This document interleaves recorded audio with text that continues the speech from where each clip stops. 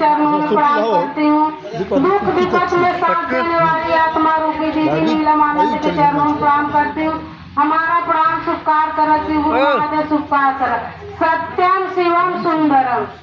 ए भैया चलो हो गुरु बहन कट्टे आगे करो दीदी चर्चा देखो चलो।